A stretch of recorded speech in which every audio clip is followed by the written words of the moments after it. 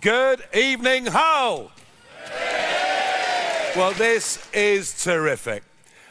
I was on this very stage this time last year when we introduced local hero Luke Campbell as our mayoral candidate. And I thought, I don't know, how's he going to get on? Can he really, are the people of Hull really going to vote for Luke and vote for reform? And he didn't just win, he won the mayoralty by a mile, and a year on, I got to tell you, he's an honest, straight guy doing a superb job for your city. He really is.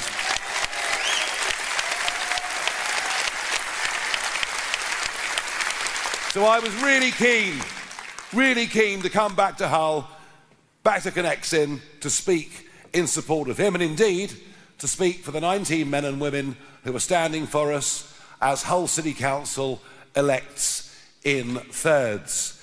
He has been up against it. The administration against him, all the local councils against him. It has not been an easy first year. But he's certainly found his feet. He's sacking all the people in the administration that are obstructing him, and I agree with that. Let that be a warning to Whitehall after the next general election. Civil servants are supposed to be impartial. Civil servants are supposed to be neutral. Civil servants are supposed to turn up at the office.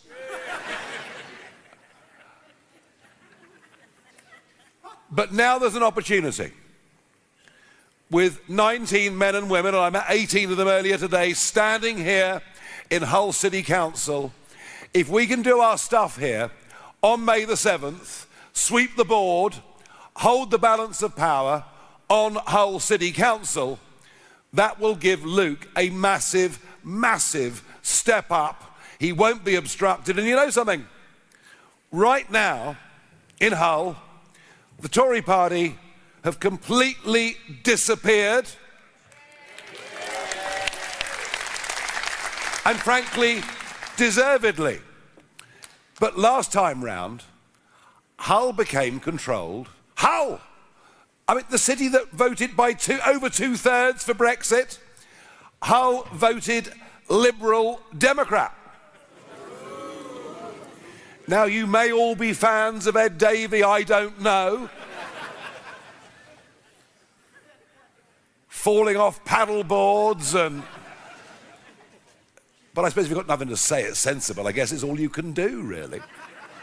So is Hull a hotbed of Liberal Democrats who believe in rejoining the European Union, who see no obstruction to open borders, who think we should welcome young men undocumented that cross the English Channel? No, it's not, is it? It's not. And they voted Lib Dem 4 years ago, and they voted Lib Dem because they were done with the Tories, and they were done with Labour, and they saw the Lib Dem vote as being the way to fight back against the two-party establishment that has run this country for over 100 years, and over the last few decades has led us so badly.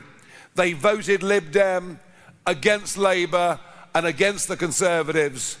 And I believe with the right campaign on May the 7th, just as they did for Luke Campbell last year, I believe the people of Hull will vote reform on May the 7th and will score a great victory.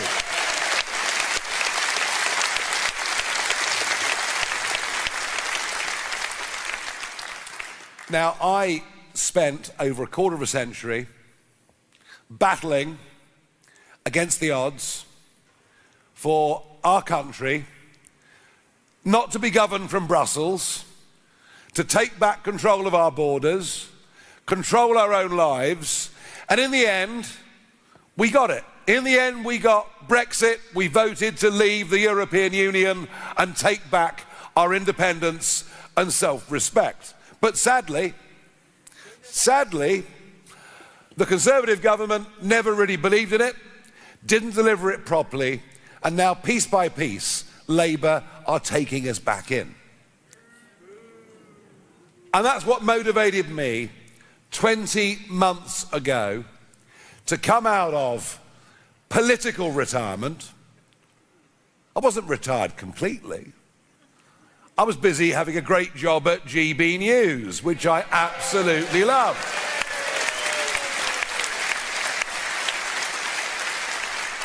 But I came back into British politics not just because Brexit hadn't been delivered. I came back into politics because I believe that our once great nation is in serious, serious trouble. I believe that Britain is broken and Britain needs reform, and that's why I'm back.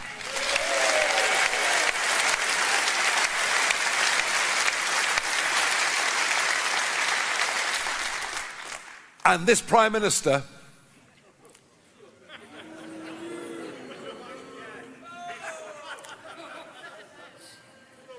oh, he's worse than that. Sorry, what was that? Yeah, keep it clean, for goodness sake, I'll be in trouble. We're on live stream, kids could be watching. This Prime Minister has motivated me even more.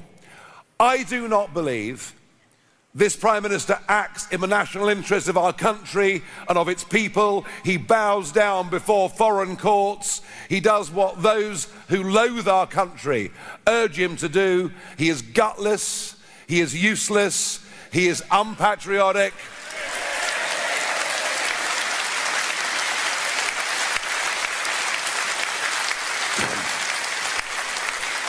And on May the 7th, when people vote in Scotland, in Wales, in all 32 London boroughs, here in Hull, right across the West Yorkshire, the North East, the Midlands, the North West, East Anglia, and so on. This is the massive, massive set of elections, the biggest electoral test that will take place between now and the next general election. And right at the minute, we are in the driving seat. Right at the minute, we're topping the polls and doing well. And if people overwhelmingly vote reform on May the 7th, vote reform, get rid of Starmer. That's the big message.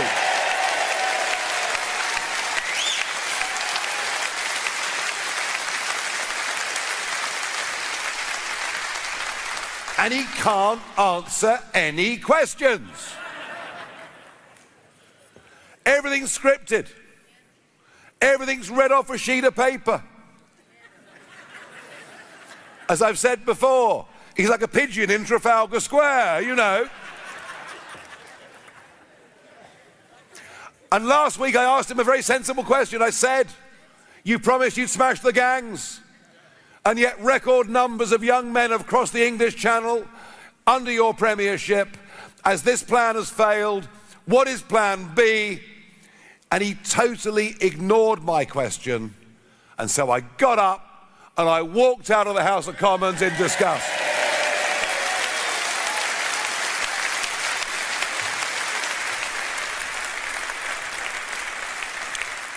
But he can't lead, he only follows. He tells the Americans they can't use our bases. Then, regardless of that, missiles get fired at a British military base in Cyprus. He then says they can use our bases. But then it's time to send the Royal Navy. Oh yes. The nation of Nelson. It's time to send the Royal Navy to defend British sovereign territory in Cyprus. And it takes us 3 weeks and 1 day to get a single vessel there.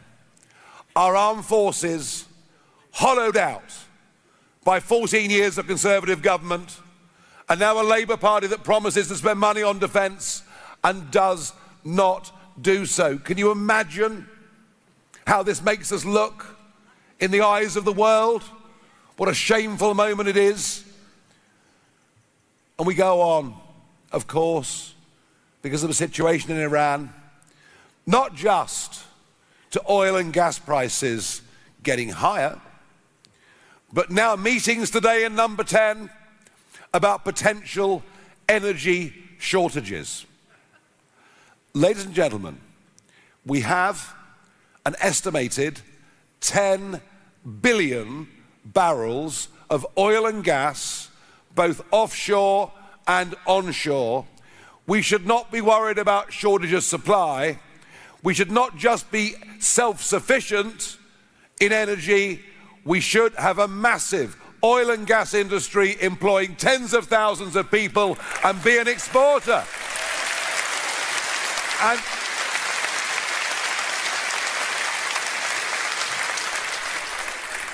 you can say what you like about renewables, but because we subsidise renewables, your bills now for 20 years have been higher than they should be, and we have the highest industrial energy prices in the world.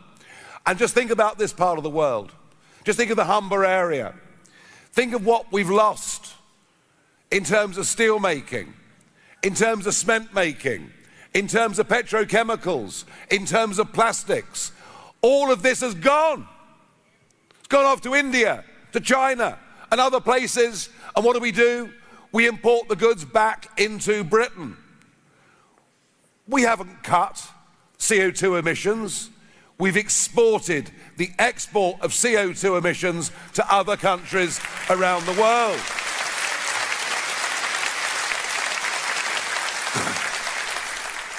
And as for Kemi Badenoch today,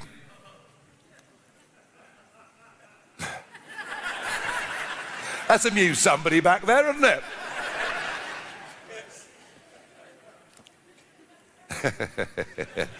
It's the trouble, it's infectious, isn't it? As for Kemi Badenoch today, saying get Britain drilling, she was the high priestess of net zero and renewables just a handful of years ago, and it was the Conservative government that put 75% super taxes, stopping companies investing in the North Sea, a Conservative government who forbade any onshore exploration of gas, a Conservative government who weren't willing to give out the necessary licenses. It's the Conservative government that killed the North Sea. It's Red Ed Miliband continuing it, and Richard Tice have made these arguments for year after year after year. They are a pale imitation. The Conservative Party is a pale imitation.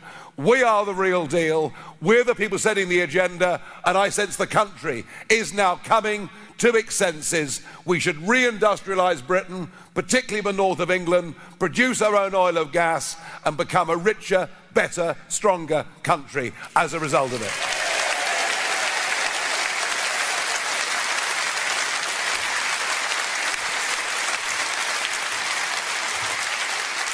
And it's worth thinking here in Hull, on the North Sea, on the other half of the North Sea, the bit the Norwegians have, the intelligent, well-led Norwegians. There have been 49 new drill sites in the last year, in the same fields that stretch over into British waters. 49 new drill sites, 0 in this country.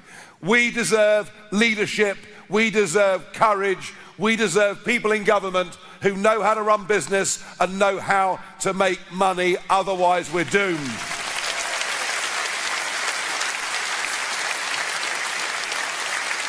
And while we're on the North Sea, Norway, fishing's coming, all right. It's like having a prompter up at the back there, isn't it?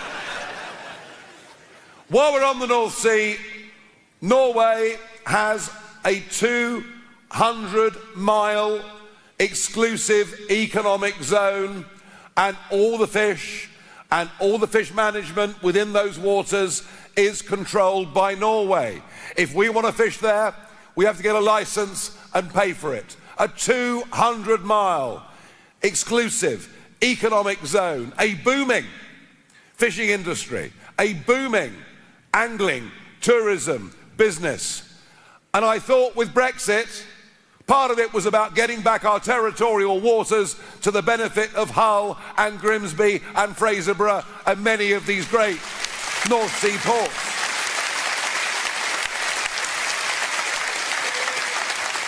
And what did the Conservatives negotiate? Nothing. Nothing. We have exclusive fishing rights up to a 6-mile line and no more than that. And now Starmer has agreed these arrangements should continue for a further 11 years. You know, in this city, fishing was once one of the great centerpieces and prides of Hull, destroyed by our membership of the European Union and by weak British governments not prepared to stand up for our traditions and our coastal communities. And I promise you, if we have anything to do with it, we will change that and take back what is rightfully ours.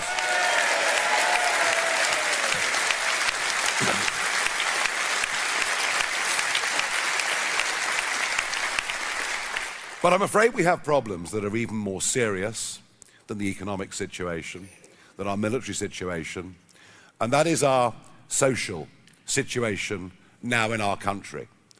I can scarcely believe that there are marches and demonstrations up and down this country of people who support the murderous, barbarous Iranian regime. I can scarcely believe there are marches up and down this country at which they chant anti-Semitic slogans against the Jewish community, the kind of thing we all thought had gone over 80 years ago. I cannot believe that we have British police forces in the north of England and in this county of Yorkshire who've been prepared to turn a blind eye to what is called the grooming gangs scandal.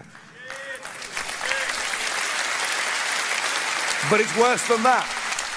It's worse than that. It's actually the mass rape scandal, isn't it? It is something that shames all of us who live in this country and those that view us from around the world. Immigration into Britain works if those that come play their part and integrate, and generally we've been pretty good at it compared to many other countries in the world because we're a proud, tolerant people. But I'm afraid what's happened in the last few years, and again, Boris Johnson, the Boris wave, 3.8 million people coming in under Boris Johnson, and only 20% of them on work permits. And for every one of those that comes that doesn't work, they're likely to cost the taxpayer, if they live a long life, up to £500,000. We have burdened taxpayers for many, many years to come. And that is why I believe that those that have come in the last few years, that are not contributing, that are not working, should not be given indefinite leave to remain, automatic rights to benefits.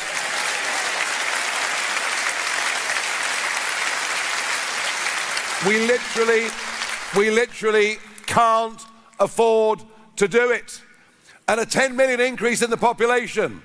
Well, no wonder there's a problem getting a GP appointment. No wonder driving around our motorways has become such a blooming living nightmare. We've overpopulated the country. And there is nothing in this. There is nothing in this that is prejudiced against anybody. It's about what is in our interests of our people in our country and about putting British people first. That is what it's all about.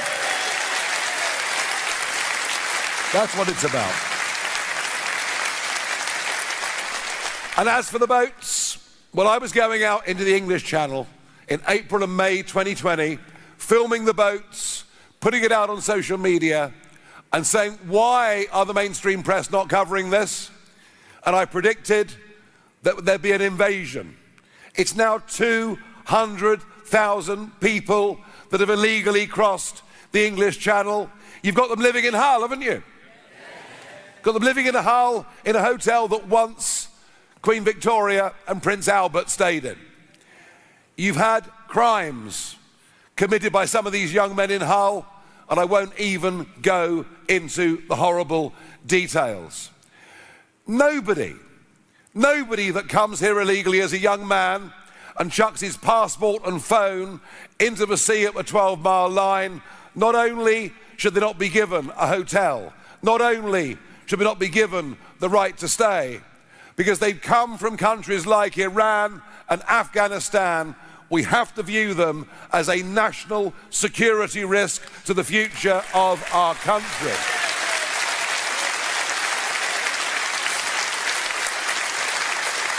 And again, we're generous. We've been generous to Ukrainians, generous to people from Hong Kong who've been horribly treated by the Chinese. We've always been generous, but we do not want to be taken advantage of. Under us, anybody that comes by small boat or in the back of a lorry will be detained, not free to walk the streets, and deported from this country.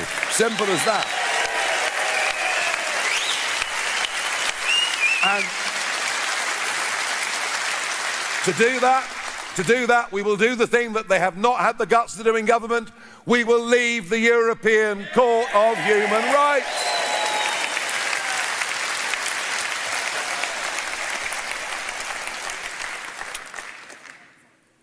May the 1st last year, we won control of 10 county councils outright, and minority control of 2 others.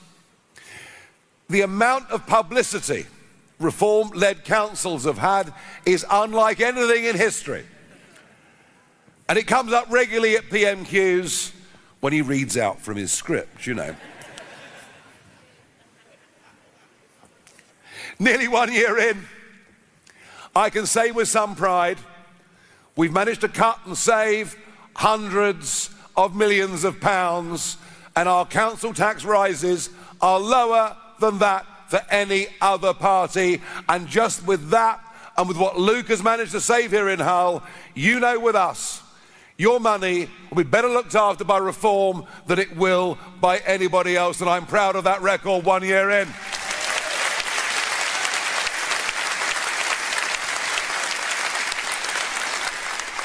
But there's a really big thing we have to do, and we have to do it in local politics, we have to do it in national politics.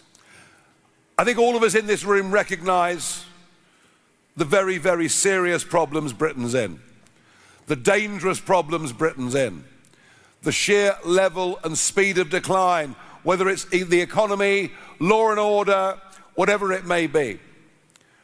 But we're not here. We are not here to stick 2 fingers up to the establishment, even though they deserve it. No, we're not here to do that. We're here to say to you that our job is to spread the message of 1 4-letter word. Hope. Our job is to give people hope. Our job is to give people the feeling they can vote for people who are not cowardly, who won't follow opinion polls, who won't be put off by the storm they get on social media or abuse in the street from the hateful left who want to shut down all debate and cancel anything that is even vaguely patriotic. No, what people need is to believe we're going to get a government in Britain that will stand up for the right principles, fight for the right principles through thick and thin, face down the extremists, and get back proper British patriotic values from our schools right the way through. That is our job, is to spread hope, and that is what I intend to do.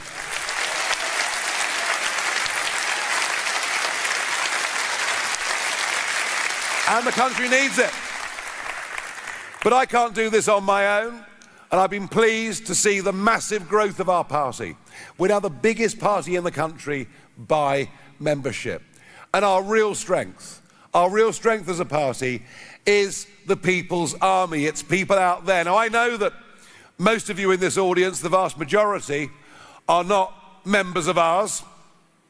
Well, not yet members of ours. And my job tonight is to convince you, to help us, to support us, if you agree with what you've heard and seen this evening. And to that end, can I ask Luke and the local Hull candidates to come and join me on stage, please?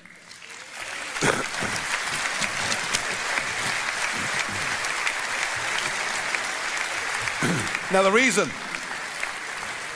I'm inviting these people up is hardly any of these guys and girls have ever been involved in politics before. But they put themselves forward to stand for reform because they believe something must be done. But perhaps even more deeply and even more emotionally, there's a growing feeling now, given where the country is going, that we may represent the last chance to bring some decency back to this country. We may well be the last chance. And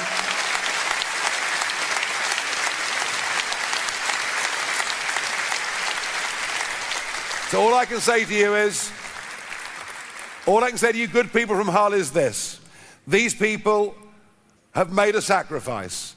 They've put their heads over the parapet. And I'm asking as many of you as possibly can to help them.